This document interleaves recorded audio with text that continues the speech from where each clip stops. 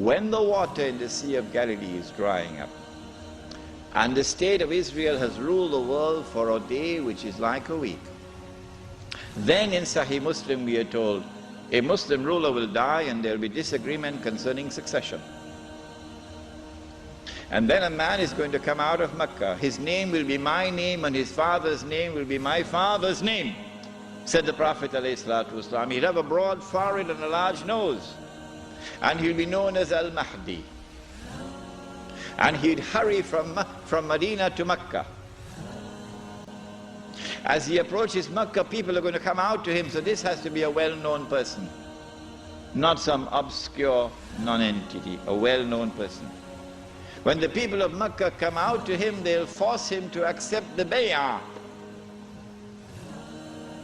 the oath of allegiance which legitimizes the leadership of the Amir al-Mu'mineen, bay'ah. He will accept the bay'ah at the Kaaba and then proclaim himself to be Al-Mahdi.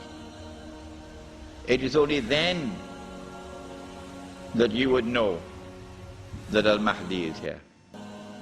So stop asking these foolish questions. Is he born already? Is he in Lebanon? Or maybe in Indonesia? That's foolishness. Al-Mahdi cannot emerge until Israel has become the ruling state in the world. Al-Mahdi cannot emerge until Dajjal has completed his mission. Al-Mahdi cannot emerge until this state of Israel has ruled the world for a day which is like a week. Al-Mahdi cannot emerge until the water has dried in the Sea of Galilee. So stop these foolish questions. He proclaims himself to be the Mahdi. There are going to be eclipses of the sun and the moon that month. But there have been eclipses of the sun and the moon in the past. But after he proclaims himself Al-Mahdi, he's going to be attacked from an army, with an army from Sham. That army comes down to the south, and armies are under the control of governments. And when that army is between Medina and Mecca going down south, the earth is going to open and swallow that army. That is the sign of all signs, beyond a shadow of a doubt, validating the claim of this man that he is the Mahdi. But Mecca has never been a Shia city. Never. And Mecca will not be a Shia city at that time. And Mecca will not come out to give allegiance to a Shia. And so you have to be living on the moon to believe that the Mahdi is going to be Shia. We do not say this to embarrass the Shia, or to be uncharitable to them, or to hurt their feelings in any way. This is just factual analysis. When the earth opens and swallows that army, then on that day, those from the world of the Shia who accept him as the Mahdi and follow him are our brothers in faith. And shoulder to shoulder we'll fight to liberate the Holy Land. But those from the Shia, and we anticipate that there will be those who will now reject him as the Mahdi because he is not Shia. You're not our brothers in faith. And you will not fight with us shoulder to liberate the Holy Land. When the army is swallowed, then the Mahdi is going to be attacked by another army, and this is now an army of the Quraysh, an army of the Kalb. And remember that armies are under the control of governments. The Mahdi will defeat this army, and when an army is defeated, that is the end of Saudi Arabia. Goodbye to bad rubbish. Goodbye to bad rubbish. Let it be recorded in my book tonight. Let it be recorded in your book tonight. Goodbye to bad rubbish. The most monstrous betrayal of Islam ever committed in history, committed by those who control that state. Now Darul Islam is restored. Yeah, this is Islam, not that. And let it be clear that there are so many Salafi Muslims in Saudi Arabia, in prison, because they too are struggling for the same thing that I am struggling, to liberate that land. Let it be clear that there's a man like Sheikh Safar al-Hawali, who is at the forefront, intellectually, spiritually, and theoretically, at the forefront. I benefited from his thought. And so, do not remain with this sectarian conflict and describe that masjid, Salafi masjid, this one Sunni masjid, this one Indonesian masjid, that one Malay masjid. I thought the masjid was the house of Allah. Has it changed?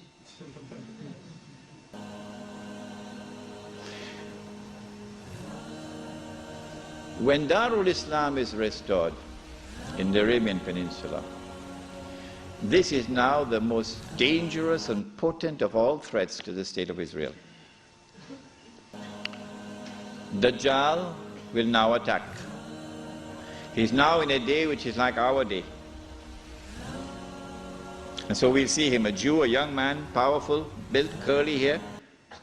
But I'm not saying anything about his eyes because you understand the hadith about the eyes now. The Prophet ﷺ pointed his hands to the east 20 times. And he said he's going to come from the east. Jerusalem is northwest. When Israel attacked Jamal Abdel Nasser, although Israel is to the east of Egypt, Israel attacked from the west and destroyed the Egyptian Air Force on the ground in the Six-Day War. Similarly, Dajjal is not going to attack from the northwest. He attacks from the east. 20 times, said Muhammad alayhi salatu wasalam. You can come from the east.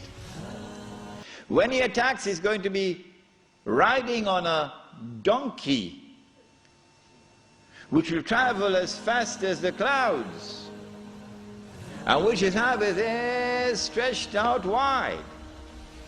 I'm going to Perth, inshallah, on Thursday on that donkey.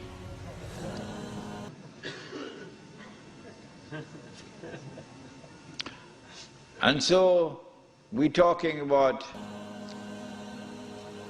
fighter aircraft.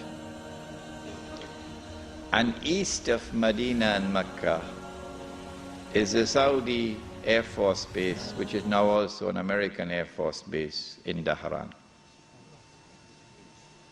As they attack Mecca and Medina, the angels defend Mecca and Medina. This is there in Sahih Muslim. And the attack is diverted to Damascus.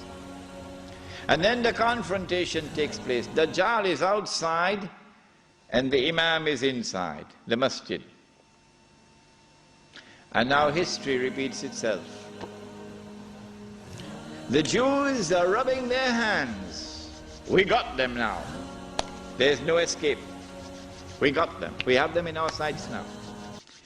As someone else was rubbing his hands, as his army was approaching them, and in front of them was the sea, and behind them is the army, and they're rubbing their hands. We got them now. Who was he? Fir'aun.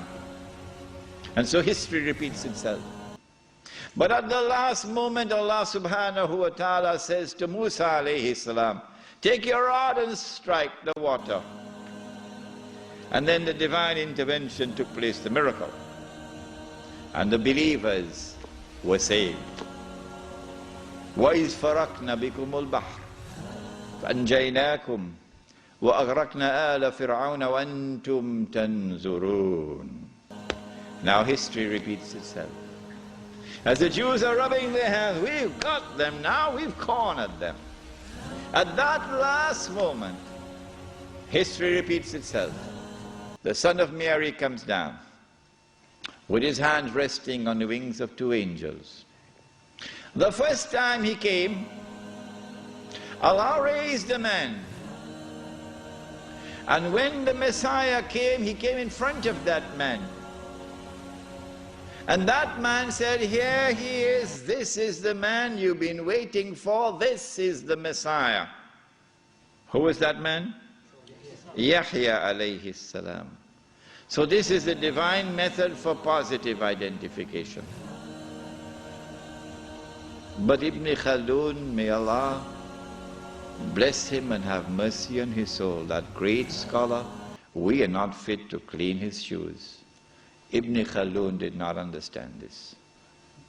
And Muhammad Iqbal, that great scholar, we are not fit to clean his shoes. But Muhammad Iqbal did not understand this. And so many other scholars have not understood it. And they rejected all the ahadith on Mahdi as fabricated. Ibn Khaldun did it and everybody else followed him. But now history repeats itself. The divine method of positive identification is repeated. As the son of Mary comes down in the masjid, Imam al-Mahdi says, here he is, this is the son of Mary. And history repeats itself. May Allah forgive Ibn Khaldun. And then the son of Mary responds and identifies himself. Imam asks him, you lead the salat. He says, no, you are the Imam, you lead. After the salat, then the confrontation takes place between the false Messiah and the true Messiah. And the false Messiah is killed. And then Gog and Magog are destroyed. The Sea of Galilee is dry. And after Gog and Magog are destroyed and Dajjal is killed, now the state of Israel is without any support.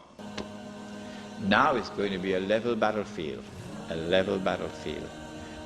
I may be wrong, but I suspect that there's going to be a massive collapse of the world of modern technology.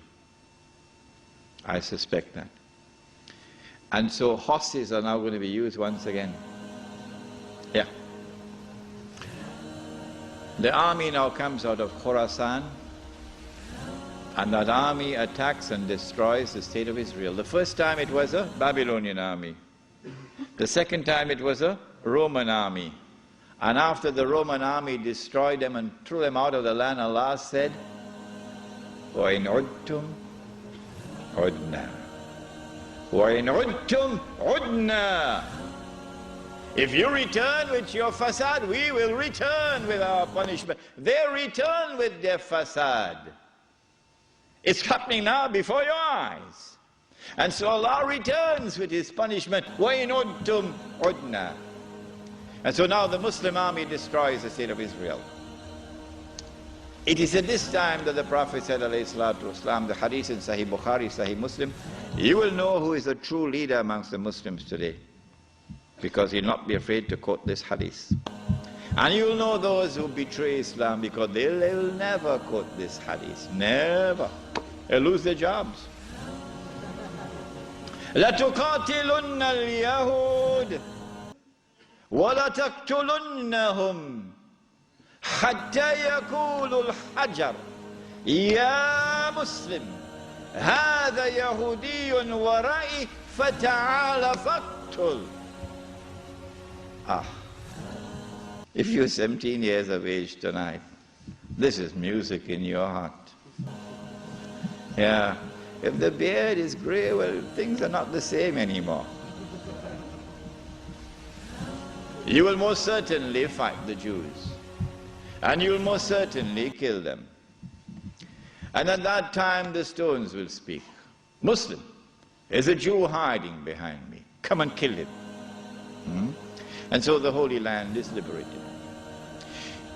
This ends the subject of Imam al-Mahdi and the return of the Khilafah.